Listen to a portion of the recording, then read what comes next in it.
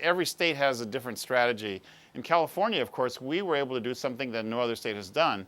We were able to provide financial aid through Assembly Bill 130 and Assembly Bill 131. Assembly Bill 130 allowed private financial aid to be made available to students regardless of their immigration status. It was called the DREAM Act. And the second DREAM Act was allowing public money to be used to support students regardless of immigration status. And that's being implemented in the fall of 2013.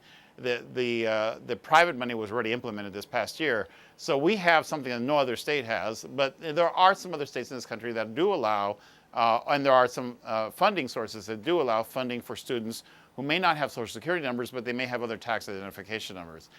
So part of our work is to be able to inform families and students that this is in fact available to them. And it's not loans, it's grant money and scholarship money. Now, loans are a little bit trickier because at the federal level, you cannot obtain a loan if you do not have legal permanent residency status in the United States. So you can't get a guaranteed loan. But they do offer private loans at jacked up rates, and that, in fact, we want students to avoid because that would put them in a kind of debt that would be untenable.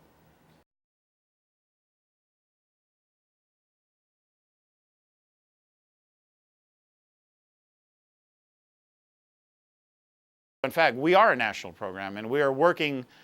We are addressing federal policy, and our goal is to work with many states where you have large immigrant populations, like New York, like Illinois, and Chicago, like Florida, like Texas, so we can address these issues as a nation and not solely from the West Coast in California. But we're starting from the West Coast because we're really just starting up this year to go into full operation.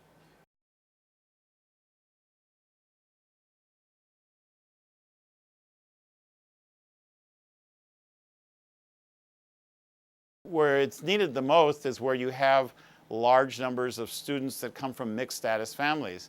And because we have to remember, this is precisely the reason we're using the language students from immigrant families, because we don't feel that you can just talk about undocumented people in isolation, because many undocumented people, or many people who do not have immigration papers, are living in families where you have people who are citizens and people who are legal permanent residents. Or we have these situations in which there are young people born here in the United States, are U.S. citizens, but it may have one parent who is undocumented.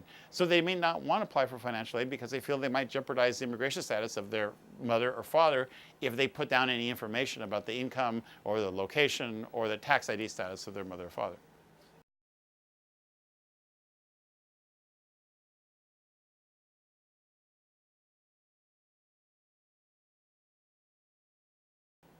Well, I think these students have an opportunity to go on to do anything.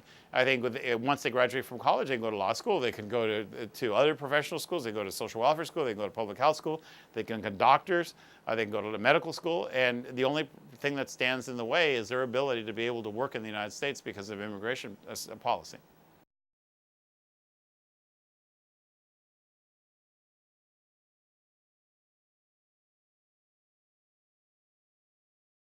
We can be found at achievetrust.org, www.achievetrust.org. And what do you do from there if you're a student looking for monies?